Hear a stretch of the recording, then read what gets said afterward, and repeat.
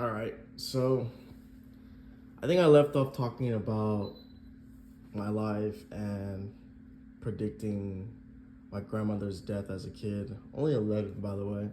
I had hugged her, and before she went off, I had felt something wrong, like a cold feeling like I would never see her again. So I gave her even an extra longer hug as if I felt like I knew it. And I don't know if it's just because it was because I really loved her or miss her, but I just felt like I wouldn't see her again for some reason because it's the first time I'm not gonna travel with her to Vietnam and go there and help her, and she doesn't speak much English, right? She later dies in an accident on a motorcycle with her brother, or I mean her son, well my mom's brother. When they're driving the mountains, and an 18-wheeler had like hit them, like maybe the mirror or something on a like a narrow, I guess, type of road. And what happened was it fell on them and they got hurt, or they, you know, obviously didn't make it. And I wanted to share that because if anyone's ever going through loss or never had been gone through loss or too young to remember, like my brother, when we went to the funeral, I first saw her body and it was just like white and pale, like a joke. Like I literally was like, she looks paler than normal.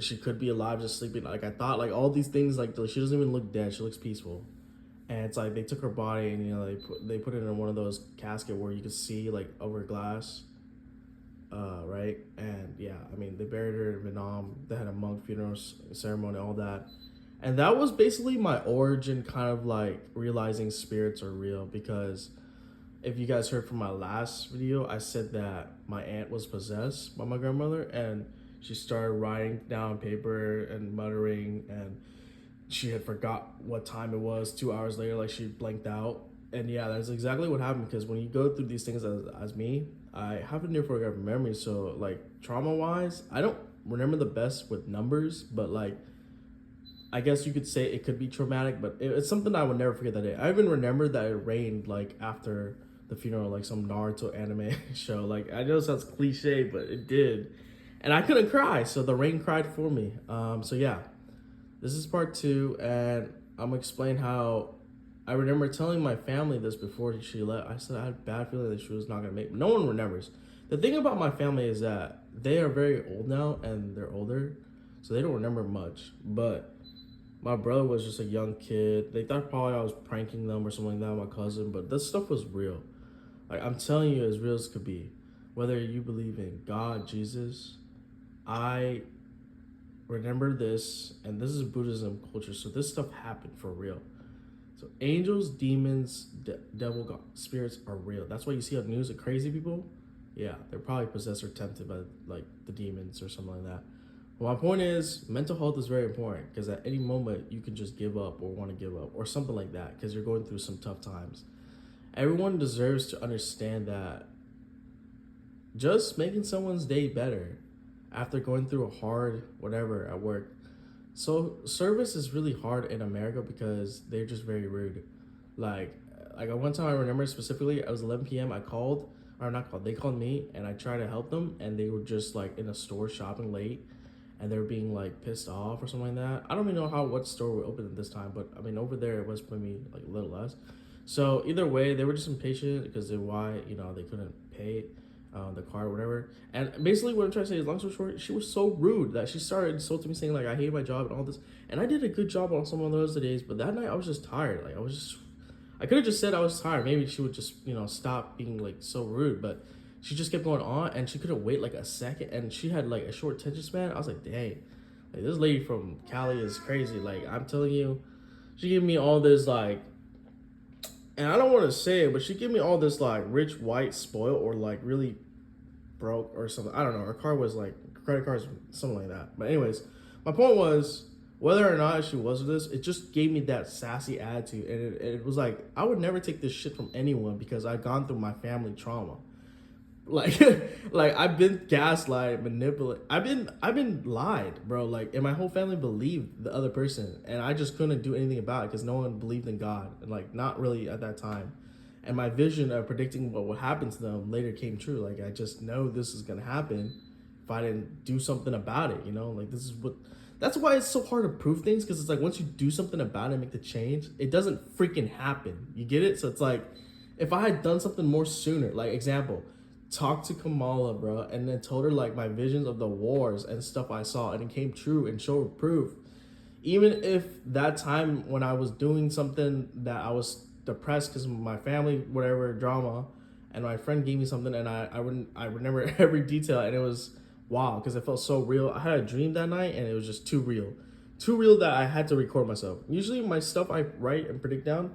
I didn't really do that when I was a kid growing up in high school. I predicted things like floods, like COVID. I remember seeing a reaction to that, and that's what I was explaining. Like something happened when I was watching the super virus documentary video when it was one of my health classes, like right for phlebotomy. And I know like people are not gonna believe me, but like I freaked out that day. Like I wasn't on drugs or anything, but I was just like, whoa, like something showed me, and that's when I realized God was showing me something, and then I didn't do anything about it because it's like, well, who am I to tell this to? It didn't happen yet.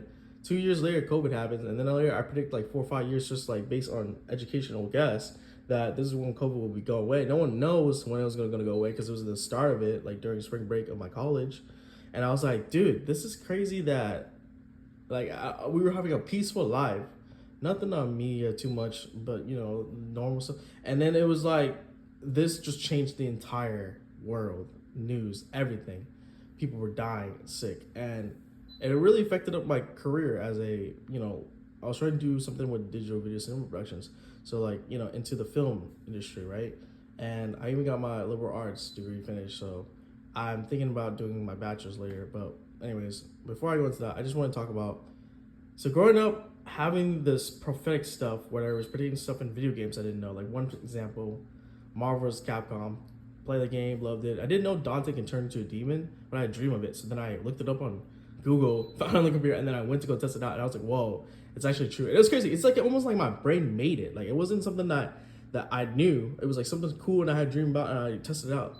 My mom had done something similar too when she won the lottery. Her coworkers, she had never done it. She asked her coworkers to help her get a ticket, and she got 3 numbers right, and she got $200. But it wasn't the whole thing because her dream. She woke up. She could have been rich. I don't know. Who knows? But yeah, it was crazy that she got that right. So she got actually like $200, but that's crazy. She also predicted 9/11. And no, I know people say like psychics aren't real. There's people like out there all the time because they try to pursue magic or whatnot. But literally, we are prophets, because my mom had a dream about an airplane explosion when she was going to have a ticket to her brother's graduation in New York.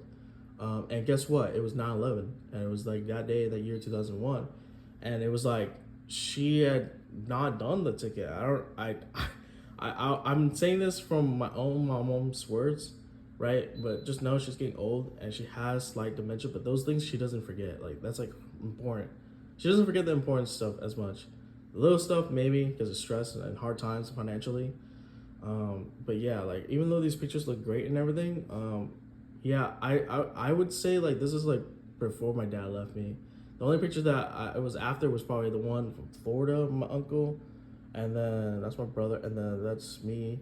And when we went to Florida or SeaWorld, and that's my graduation in high school. But these are just for like, so you can tell I'm a real person. The one right there is my brother and his friend, but that one's not him. But all the other pictures are mine. My dad, if he had stayed with me and loved me and took care of me right, I probably would have been way more successful. I probably would have had more time, education, support, and I really needed him to understand, like, obviously he hasn't lived with me, so he doesn't know me well, but like, I had a lot of talent. Like, I kept watching those shows and TV shows, and I thought, I'm really good at like improv, or I'm really good at acting. Like, if I had done that when I was a kid, I would have been like the Asian Justin Bieber. I'm not even joking. I even had like a similar hairstyle and everything, and girls would just flock to me. I was very like charismatic, only because I watched some funny Asian YouTubers, and I love Kev Jumba and Niga. And I know that sounds wrong when I say it, but you look it up, it's a Niga, Higa. He's Japanese American, but yeah. My point is, I wanted to do YouTube as well, and I did gaming YouTube channel, but I really should have done like fitness or like my life more.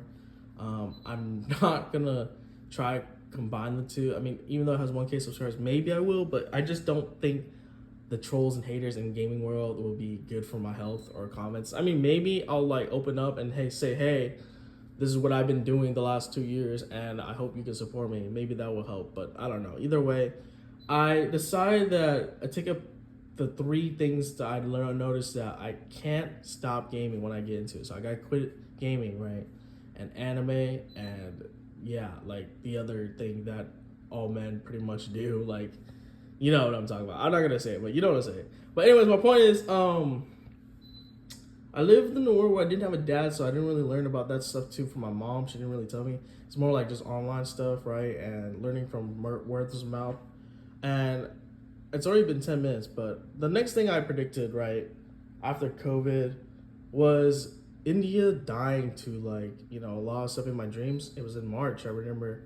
And it was like right before they had started posting like videos of India dying to COVID in their brain. I was like so bad. I felt so bad. And then not only that, like the 2 years, like in 2023, when I was going through my family drama and they didn't believe in my stuff, because, you know, even though the Christian guy, right, who's with my cousin, didn't believe the story I said. And it's like, bro, it's more realistic that my story was like this because I was actually trying to help the guy because my cousin was going through some bad drama and some other stuff.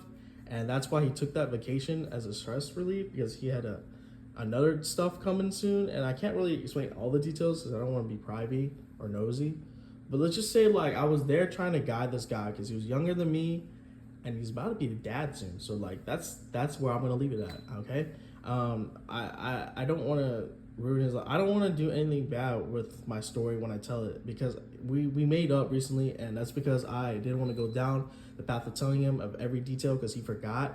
He doesn't have the best memory, but yeah. Anyways, my point is, I was able to save my cousin 2 years later after everything's happened because I did what I had to do to help him and warn his friends. I knew, like, he had issues.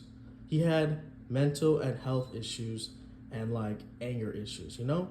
And a lot of it, he didn't realize the patterns he had done because of his, you know, and myself too, because of my ADHD, but he had ADD, right? I would say that. And it's just like, it was hard for him to basically find a mentor or, like, grow up with an older brother. My brother's lucky.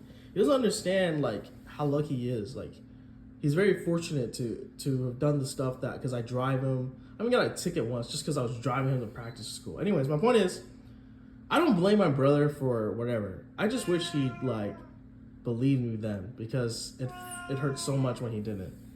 And my cousin, you know, he got everyone to believe me because it's just more, I guess, realistic. And I was more like, I guess, not ego or something like that, or like righteous, some, you know. But the thing is, I sensed these things, and it came, and it worked, and I knew it all would happen. That's why I recorded those videos before, and I would send it to them later. Or I would say a lot of stuff, and they would have to read all that like an essay, because I was so detailed. Like, I just knew, like, what happened and everything. And it was because of the incident that I call it the catalyst that transformed me and changed me today. I've overcome that, and I accepted who I am. Like, I'm telling you, I went to church therapy to talk about my gifts. I went to talk to other strangers about my gifts. You know how scary that is? It's like if you were to say, hey guys, I'm Batman, or hey guys, I'm Spider-Man, or hey guys, you just revealed your special identity.